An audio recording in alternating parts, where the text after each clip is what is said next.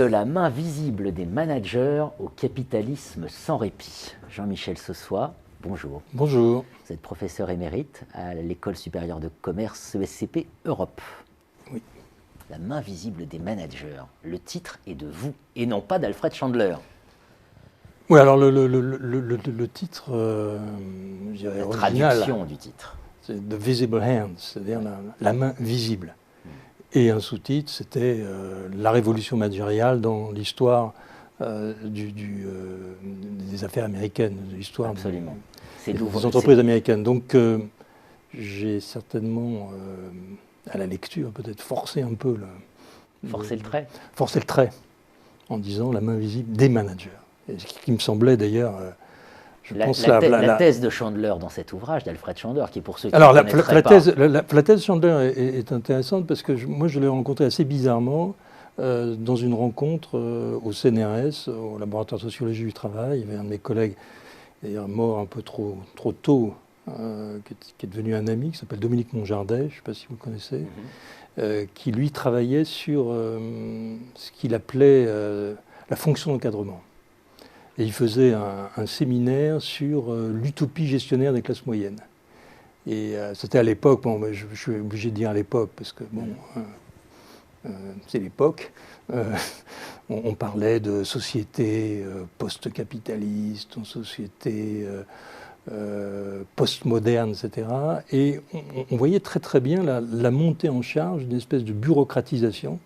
Bien sûr. Des organisations avec... des couches intermédiaires. Des couches intermédiaires qui étaient l'encadrement, les cadres, les ingénieurs, les contremaîtres, et également du côté de l'État, tous ceux qui sont au service de l'État dans, par exemple, le support social. Et alors, Monjardet, lui, posait la question de dire qu'est-ce que c'est que cette fonction d'encadrement qui est en montée continue, et il disait c'est l'articulation de deux forces, la force capital-travail et la force État et société civile. Donc il posait la question, alors que pour moi, bon, j'étais à l'époque, j'étais consultant, j'étais un peu étonné de voir ce genre de discussion, qui est pour moi très intéressant, et il citait Chandler comme la bureaucratisation des grandes organisations privées et non publiques. Du coup, ça m'a donné envie de lire ce bouquin. Et ensuite, j'ai eu l'occasion de faire une année sabbatique à Harvard Business School. Et là, je suis entré dans le temple. Dans le temple du temple. Le temple du temple, le centre de recherche entrepreneuriale, Center for Entrepreneurial Studies, qui était dirigé à l'époque par... pas dirigé, mais un des fondateurs, c'était Schumpeter. Donc là, je me disais, oui, c'est là où il faut être, c'est là où il faut observer un peu ce qui se passe. Et alors j'étais un peu surpris parce que finalement, c'était des séminaires, mais il n'y avait pas une armée de chercheurs et surtout des historiens extrêmement disponibles à la discussion. C'est comme ça que je suis rentré en contact continu avec Chandler et que je suis, une fois retourné en France, eu l'envie de le traduire. Chandler, le CEO de la Business History, voilà. dans cet ouvrage. Oui, c'était joke. La main visible des managers. Évidemment, ça s'oppose à la main visible du marché. C'était ça, la grande idée. Oui, tout à fait. Oui. Donc c'était l'idée, je pense, de dire, qui a été ensuite, je dirais, réobservée, réanalysée, approfondie sur le gouvernement privé des grandes entreprises. Et le fait que, finalement, la régulation de l'économie passait par ces grandes entreprises qui étaient, je dirais, alors pour Chandler, c'était le pivot de l'économie. Alors certains disaient non, il y avait des discussions qui étaient tout à fait extraordinaires.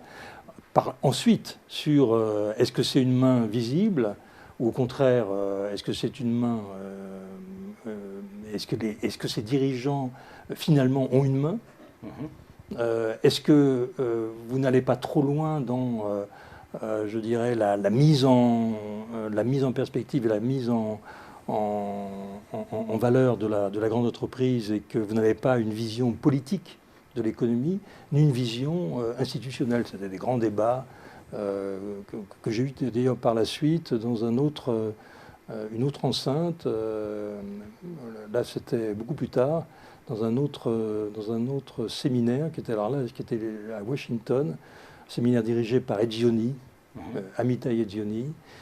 C'était le moment, alors là je suis obligé de faire l'histoire, je suis obligé de faire l'histoire immédiate, je suis désolé, où là Amitai Edioni, lui, avait fait son année sabbatique à Harvard Business School et était tout à fait étonné de voir l'emprise des économistes, je dirais, fondateurs, des théoriciens de l'agence, qui avaient une écoute vis-à-vis des étudiants beaucoup plus forte que la sienne en tant que sociologue des organisations. Alors ça l'a un petit peu, je dirais, émoustillé, et il a écrit un livre sur la dimension morale de l'économie, et il a créé une espèce de société savante qui s'appelait SASE, Society for Advancement of Socio-Economics. C'est-à-dire la capacité de dire aux économistes, attention, il va falloir prendre les deux bouts de la chaîne, et vous ne pouvez pas comprendre l'économie si en même temps vous n'avez pas une analyse sociologique de l'économie. Donc l'idée de socio-économie. Alors, pour poursuivre cette discussion autour de l'itinéraire du sociologue au travail que vous êtes, pour reprendre un titre d'un de vos ouvrages, je vous retrouverai pour une prochaine vidéo. Merci Jean-Michel Sossois. Merci.